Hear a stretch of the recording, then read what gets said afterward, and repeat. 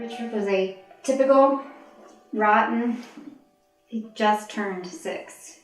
He turned 6 at the end of May, and the accident was on June 20th, 1995.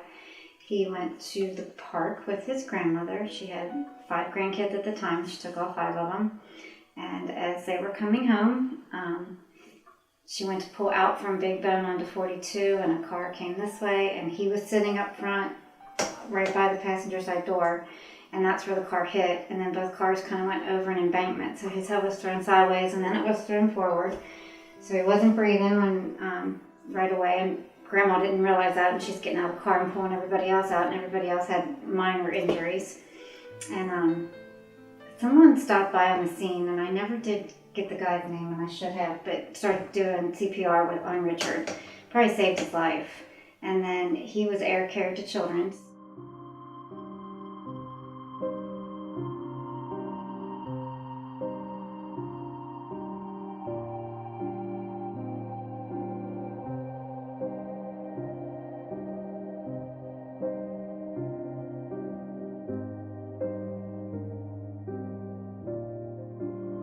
Probably in a coma for at least a month.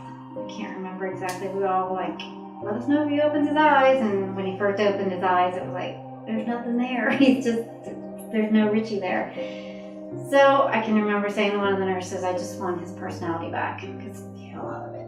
And that's what we got. I said, I don't care if he can't talk, if he can't do anything else. He's Richie. That's who made him Richie. What made him Richie? And we got the signal for yes and no, and that's all she wrote. He can communicate now. I kept him home from school the first year after the accident just because I was nervous. Once he started school, it was like the best thing in the world for him. He loved being around all the kids. But you can only go to school till you're 21. So once he got out of high school, he started the adult day program there. And the nurses there are amazing because obviously he can't do anything for himself. So they take care of Kep and him. They give him his tooth feeds. The CNAs are great about changing him and positioning him. He's able to communicate with us and everything and tell us everything that he needs. So yeah, he's simple. We like to joke around a lot, kind of listen to the same music.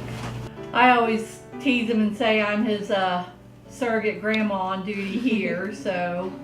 He just gets to be social. He's around other people. If he didn't have Redwood to go to, he'd be bored to tears. No, you can't communicate.